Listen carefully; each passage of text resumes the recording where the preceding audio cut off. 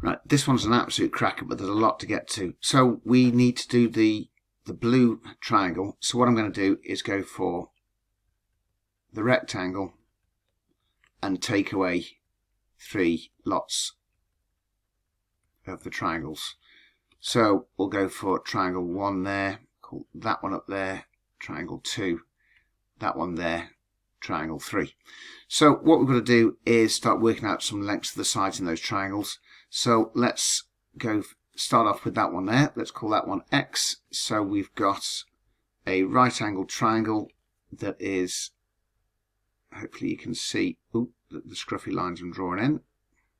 That triangle there, very badly drawn. But what we've got now is that sine 30? Yep.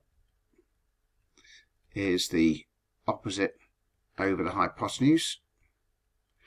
And you should hopefully know sine 30, it's on your calculator. Sine 30 is a half, so we've got a half times by 4 root 2 is x. So x equals, what's that, 2 root 2. Right, let's go for our next length, and I'm going to go for that one there. Let's call that bit there y. So if we have a look at the triangle up in this top corner here, what have we got? That's going to be root 6 is the hypotenuse, y is the adjacent, so we've got cos 45 equals y over root 6. So that gives us root 6 times by cos 45, which is 1 over root 2, is y. So we've got y equals root 6 over root 2. That's going to be root 3. And finally what we've got is the length of the rectangle there. I'm going to call that bit there z. So we've got z would be in, again we've got triangle here. Ooh, good lord. Hopefully you can see what triangle I'm looking at. That's so badly done.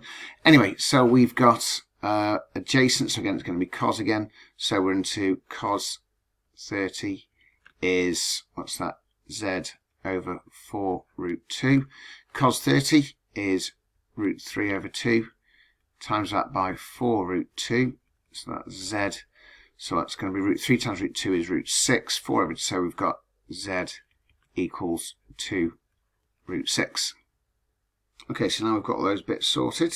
Let's move on. I've kind of put another copy of my diagram in there.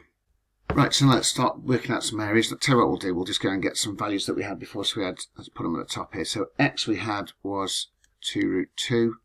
Y we said was root 3. And z was 2 root 6, because we're going to need to do those. Are going to save me going scrolling up and down. Okay, so here we go. Let's go for the rectangle, which is going to be z times by x plus y.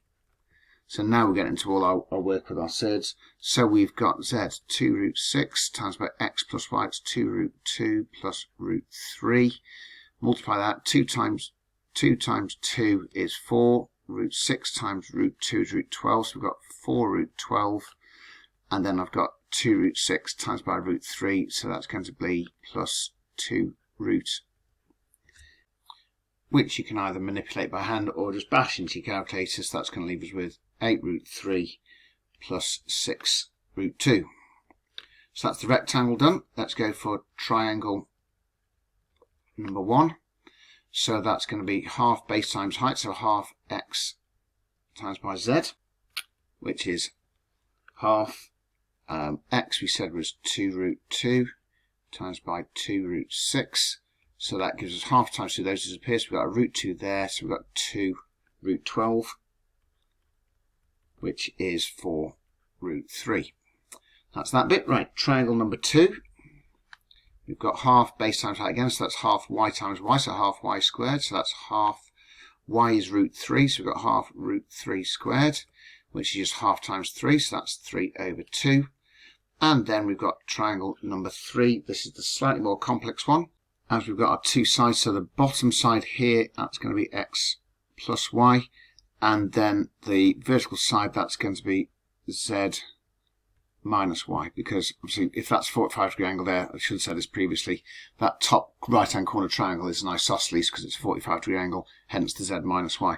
So what we've got there is half, and we've got x plus y times by z minus y, which is half And we've got x plus y, so we've got 2 root 2 plus root 3 times by 2 root 6 minus root 3, which is, so that's half. What have we got there? So go 4 root 12 minus 2 root 6. Hopefully you can see where I'm getting all these things from. Plus 2 root 18 minus 3. So that's the root 3 times by the root 3. Let's give ourselves a bit more room. Do some tidying up. So let's multiply the whole thing by half. So that's 2 root 12 minus root 6 plus root 18 minus 3 over 2. And now let's just tidy up the root 12s and the root 18s and all the rest of it. So that gives us 4 root 3. Can't do anything with the root 6. The root 18 we know is 3 root 2 minus 3 over 2. So therefore the three triangles added together, so we're going to do 1 plus 2 plus 3. So that is 4 root 3 plus 3 over 2 plus 4 root 3 minus root 6 plus 3 root 2 minus 3 over 2. Well, straight away we can see that the plus 3 over 2 and the minus 3 over 2 will cancel. So that's quite nice. Then we've got 4 root 3 plus another 4 root 3, so that gives us 8 root 3.